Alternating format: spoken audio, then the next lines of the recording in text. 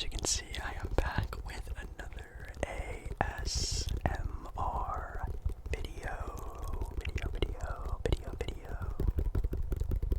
In tonight's video, as you can see, talking basketball here. This is actually a super throwback, old school sort of style of video that I'm doing here. We're just talking like a random NBA topic. I haven't really been talking a whole lot of NBA recently, so I thought I'd do something kind of fun and do a top 25 under 25 player list. Now this is actually not my listing, this is an official listing from the guys who, get paid the big bucks to talk this sort of stuff in The Ringer, who always have some pretty interesting listings out there. They made a listing of the top 25 players under the age, 25 and under, so 25 is the cutoff age, and I'm very interested to see how they are going to rate and rank these up-and-coming stars. So with that being said, make sure you, of course, like the video if you do like the video, and make sure you comment down below maybe some of your own favorite young up-and-coming NBA stars, maybe your own rating and listing. You can do a top 5, top 10. I would love to know yours, because you guys are going to know mine at the end of this video. So I'm interested to see how they rank and rate these guys. Now what's interesting about these rating systems is apparently they did it off of a criteria. So not just how good these guys are currently or how good they think they'll be, there's actually like a basis around the rating and rankings of these guys. It says here their criteria for their ranking is based off of current performance, future performance, what gets the people going, so their charisma, their aura, their marketability, looking to be the face of the franchise. You have the intangibles, all of the qualities team executives look for, so leadership, injury risk, different things like that. And then the last one is foundational qualities. Can you build a franchise around this player? How adaptable they are, just how good of just an all-around NBA player they are as your cornerstone franchise guy. But here we are with number 25. At number 25, they have here Jabari Smith Jr. Whoa, Jabari Smith Jr. Interesting. Jabari Smith Jr. I think last season is the last current NBA season, 2023-2024 season. He averaged about 14 points, 8 rebounds, and under 2 assists a game. Interesting. You didn't know Jabari Smith Jr. was, I think, the 3rd overall pick in the 2022 NBA draft. I think it was 2022, 2023. One of those two. Not the most recent one, but the one before that, the Paolo Banchero draft class, I should say. And, so far in the NBA, haven't really got off to a really good sort of start. Obviously, it takes a while to get used to the NBA game and flow of things, and being on a Houston Rockets team that's always kind of flip-floppy, not really knowing their direction. Obviously getting some good veteran leadership this offseason, there's previous offseason. They look a lot better this year, and even next year could be a sneaky playoff team, and maybe with the emergence of Jabari Smith Jr. could help with that. Okay, so he is the floor. So let's see who they rank above him. At number 24, we have Darius Garland of the Cleveland Cavaliers. Whoa. Okay, for just in my own opinion, that is a big gap between Jabari Smith Jr. and an almost all-star guard in Darius Garland. I know Darius Garland this year had kind of a fall-off of a year.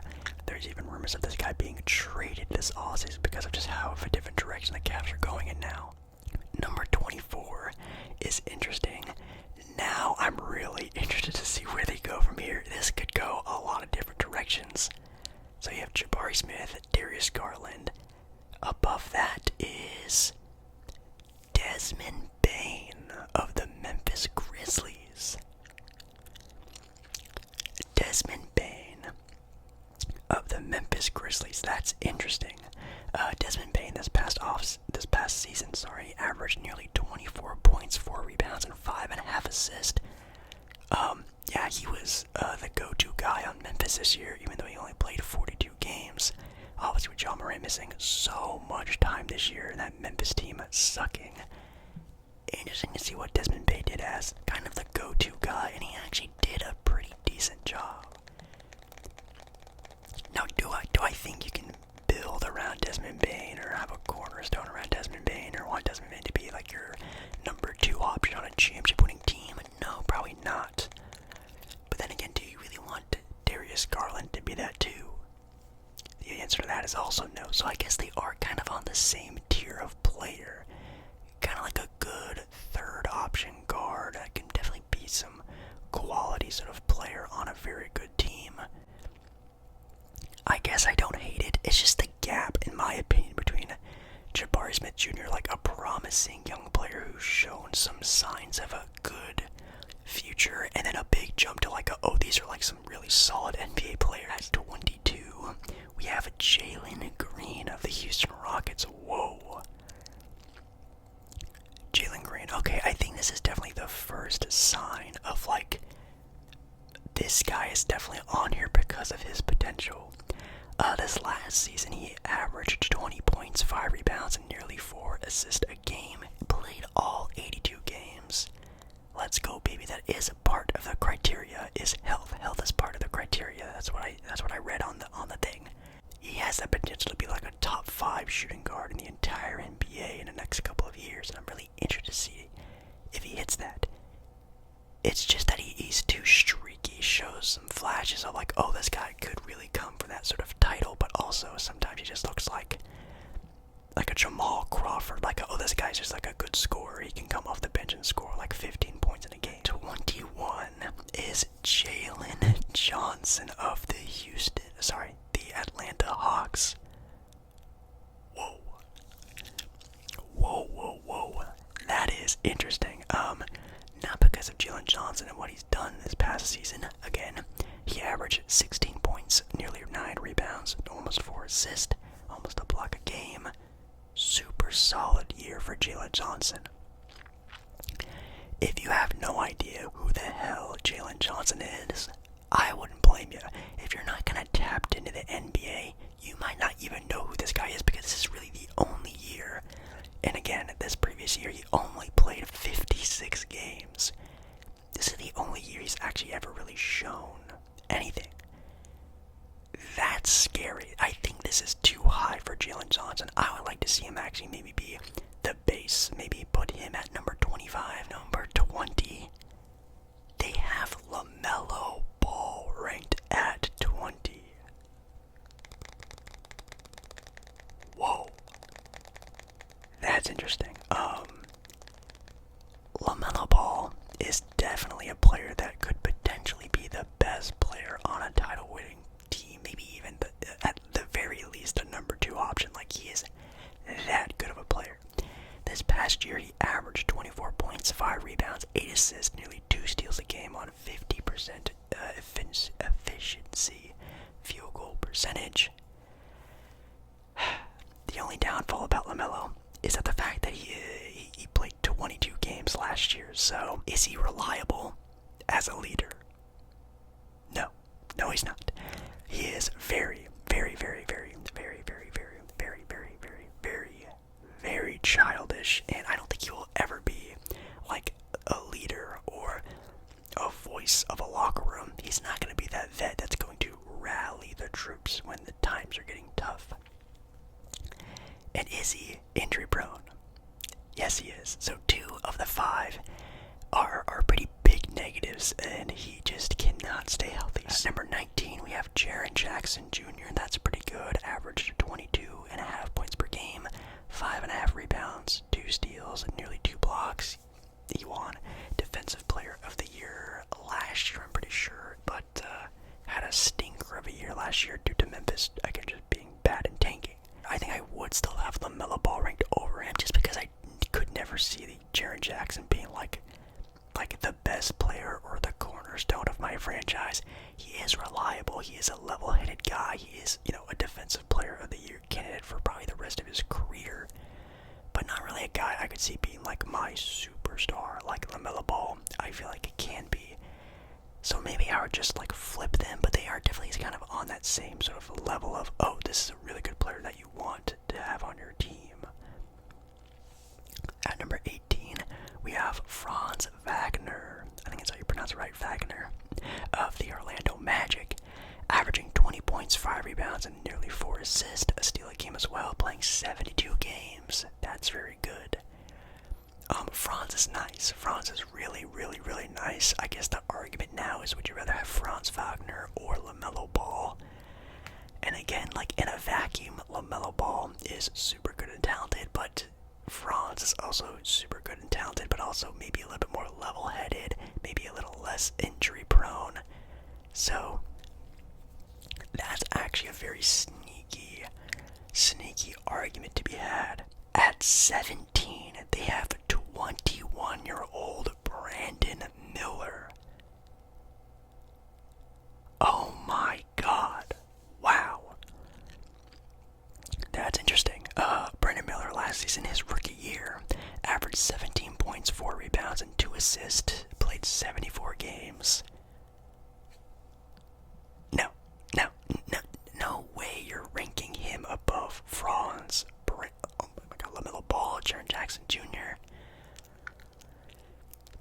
I understand him being on the listing because he does have a lot of potential. Like, this guy could be like the next generation's Paul George. Like, he is that good at 6'8", 6'9", do-it-all wing, who can shoot and defend and has some posterizing dunks, but just a little bit lower. Pump the brakes on Brandon Miller. I like him, but whoa.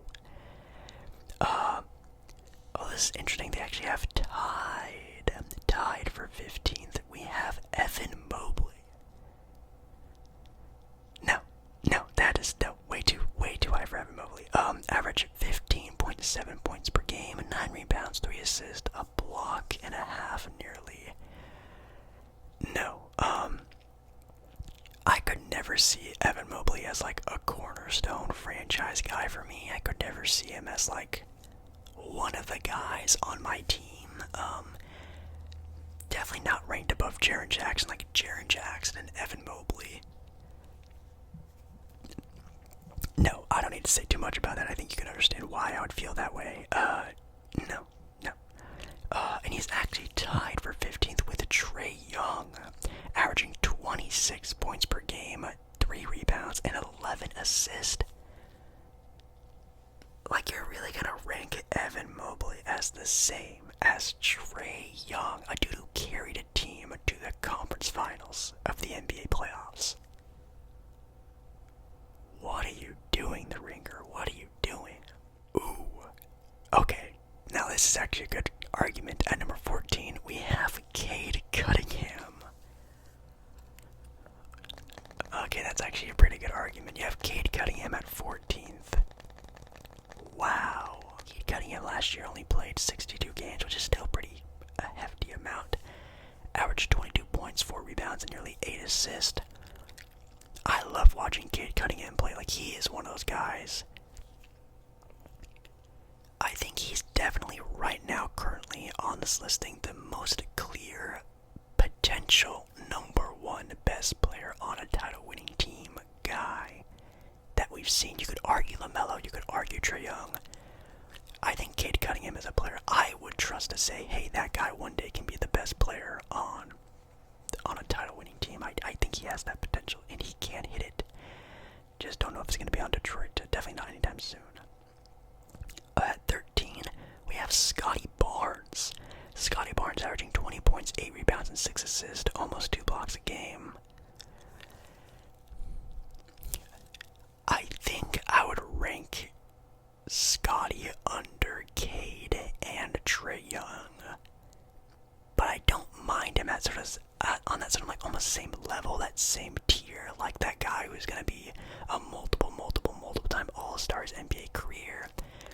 I just don't know if he'll ever get over the hump of being, from one of the guys to being the guy, and I trust Trae Young and Cade more of transitioning into being the guy to being just one of the guys, like a Robin to someone's Batman. I see Scottie Barnes being a very, very, very solid Robin. I don't think he has the intangibles to be like the locker room guy, the leader, all that kind of stuff, but I think he can still be an extremely big piece to a puzzle of a title-winning team one day. At 12, we have Alperen Sengun of the Houston Rockets, averaging 21 points, 9 rebounds, 5 assists. I would again still guys like Cade and Trae Young over them. I think those guys just have just star aura, and I don't think Alperen Sengun has star aura kind of at all. I see him kind of just being one of the guys kind of like on the level of like an Evan Mobley, Jaren Jackson Jr., even though I think Evan Mobley is below them, but you know what I mean? They're sort of on that same level of like, oh, a piece to the puzzle. Not really, you know, multiple time all-star, one of the best players in the league type of guys. I think he's really good, but I just don't see him becoming sort of, again, over the hump of a go-to guy.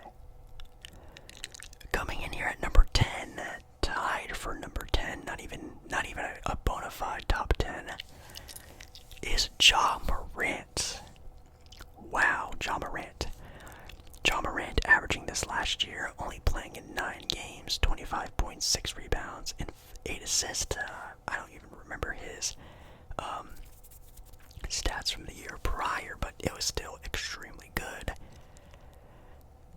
Now, I guess if we are going based off of the criteria they listed, current play, very good. Future play, very good. You know, the intangibles is what's questionable about Ja. Is he mature enough? I guess we still have to wait and see. Is he, you know, a guy who puts the butts in the seats? Absolutely yes. But is he injury prone? As of right now, it's kind of hard to tell. He missed a whole entire year due to some other things, but also because of injury. Now, is that an injury that actually hindered him, or was it more of just, hey, Ja, rest the rest of the year, just we'll tank the year, we'll get a good draft pick, and then come back next year and really get it going? I guess we'll have to wait and see, but this is probably way too low for a Ja Morant player. And tied with him at number 10 is actually his draft partner in Zion Williamson. Yes, Zion also tied at number 10 with Ja. Zion actually played at 70 games last year. Well, that's pretty good, averaging 23 points, 6 rebounds, and 5 assists. Zion has everything on the criteria listing, besides the pinky, the very last thing, the injury proneness. Is he injury prone? Hell yes he is, and that's the scariest thing about Zion.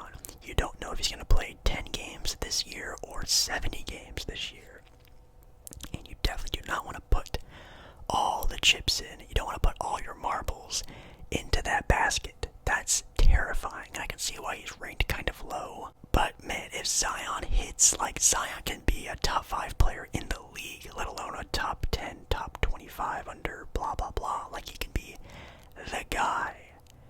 It's just, you know, can he stay healthy enough to be that guy? I guess we'll have to wait and see. Ooh, at number 9 we have Paolo Banchero. Okay, I really like Paolo. I do like him ranked over Zion right now. Right now I liked him ranked over Zion. I just have to see like another year or two of like a healthy Zion. Like even Zion in the playoffs, that Zion couldn't even stay healthy enough to be in the playoffs this year. Like I cannot have my go-to guy do that. So I think I actually would rank Paolo over him. Ja Morant, I think I would still rank over Paolo just because this is only Ja Morant's first year of really being like an injured all-season type of guy. So we have to wait and see on that one. But Paolo, averaging 23 points, 7 rebounds, 5 assists, was the go-to guy on a playoff team, and that's intriguing. Like, he is the best player on a team that was pretty solid in the playoff race the entire year. He has the intangibles. I think he does have the potential to be like the locker room guy. He's very level-headed, very smart for his age, only being 21 years old. Like, already an all-star guy. Like, that's a good spot for Paolo Banchero, I feel. Actually, someone I would rank under Paolo, and maybe even Zion and some other players, is Jalen Williams of the OKC Thunder, ranked number 8. Average last year, 19 points, 4 rebounds, 4.5 assists. You know, with Jalen Williams already being 23 years old,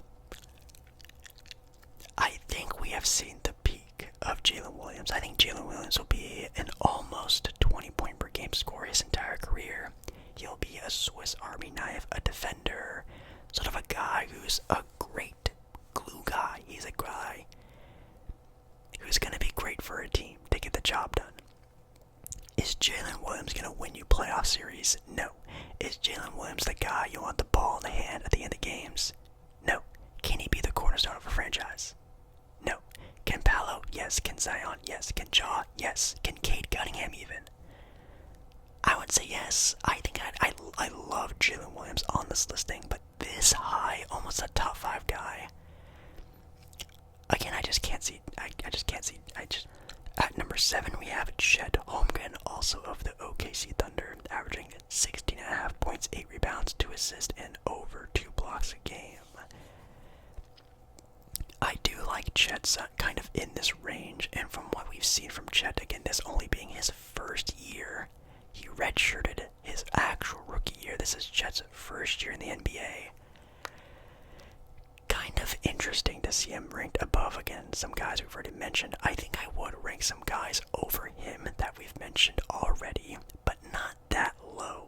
I kind of like him in that top 10 range. I think he can be, a defensive player of the year guy. He's going to be a multiple-time all-star. He's a very smart guy, level-headed, smart for his age, yada, yada, yada. So he has the great intangibles.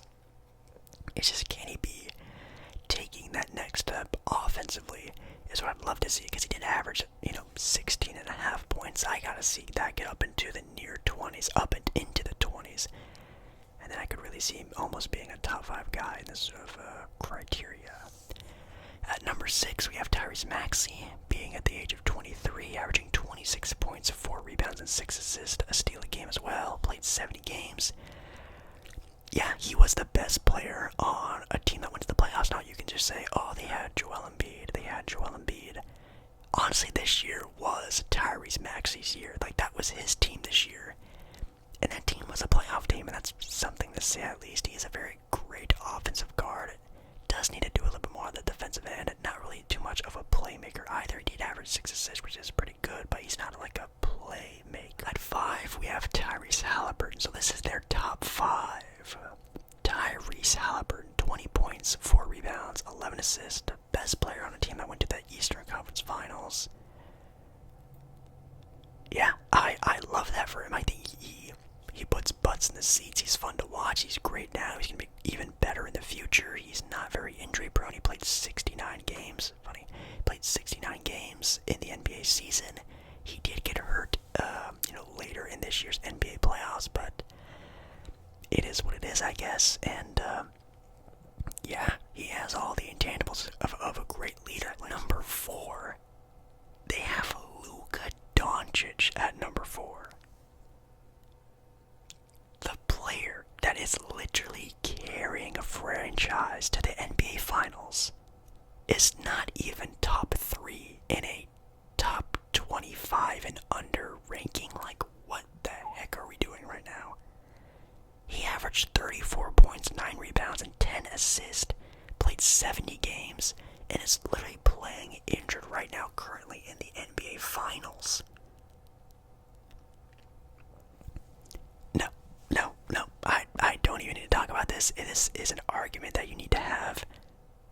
You don't know ball. No, I'm kidding, but there's no way Luka's not at least like a top 3, if not the number 1 player who's not over the age of 25, right? Shai Gilgeous-Alexander of the Oklahoma City Thunder. Last year, averaging 30 points, 5.5 rebounds, and 6 assists, playing 75 games. I love SGA. I love watching SGA play. He was always like my favorite, like, underrated player in the NBA. Now he's a little bit overhyped, I would say, but great player to watch nonetheless.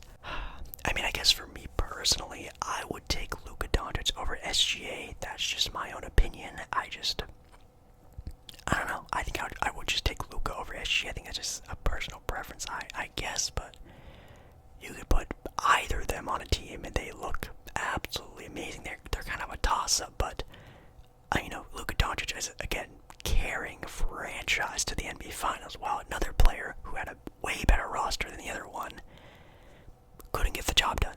That's all I'm going to say. Luka and the Mavs did beat SGA with a way better team of the Thunder. At number 2, we have Anthony Edwards of the Timberwolves.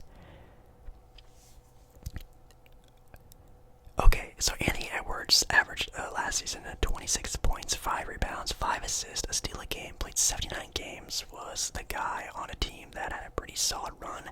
They did take out the defending NBA champion Denver Nugget team, and I do feel like the Timberwolves gassed out after that win against the Denver Nuggets. I think that was their NBA championship, was beating the Denver Nuggets, and obviously when they played the Dallas Mavericks, they just look completely out of gas, and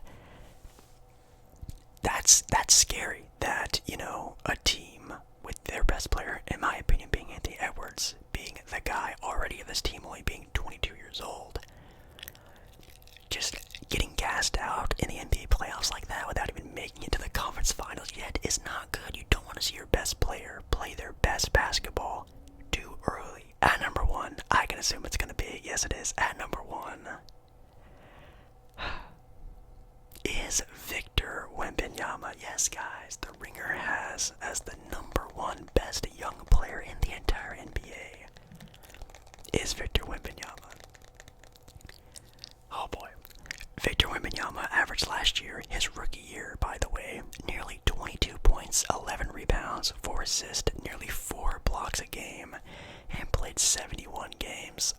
That's pretty damn good if you ask me. I mean, I guess he can only get better. It's his first year in the NBA. Yeah, I think, oh man, that's really tough. Actually, no, it's not. I mean, the dude is 20 years old. It literally only comes down to can he stay healthy.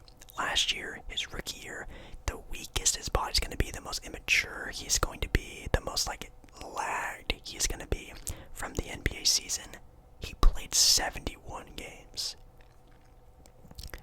I think he's going to be perfectly fine with that. And him being number 1, I don't hate it. It makes sense. Not bad. He's at least top 3 in my opinion. But I think I'm still taking Luka Doncic over. Luka Doncic is in the NBA Finals. What more can I say? He's been in the NBA Finals, the Conference Finals. He's taken terrible teams far in the playoffs. He's a triple-double machine. He's always a playmaker looking to make his teammates better. I just like that a lot in a cornerstone guy. Where it comes with Victor Wembanyama, is a center who knows what could happen with him. He's still extremely young, who has no idea, what he can do, being the number 1 option on a playoff team. We'll have to wait and see. I'm very interested to see that. But yeah, guys, that is the current listing of the best young players in the NBA due to a bunch of different sort of criteria that I actually really enjoyed, and kind of having a big think about these guys and how they sort of fit that criteria was a lot of fun. So thank you guys so much for watching this very retro, almost ASMR style of video. I just wanted to talk some basketball, and it was fun just to sort of do a little whisper ramble about it. So if you enjoyed this video and want to see more sort of just random NBA sort of whisper rambles like this, please make sure you do like the video and comment down below if you want more of this, what other topics we should talk about, and maybe your own little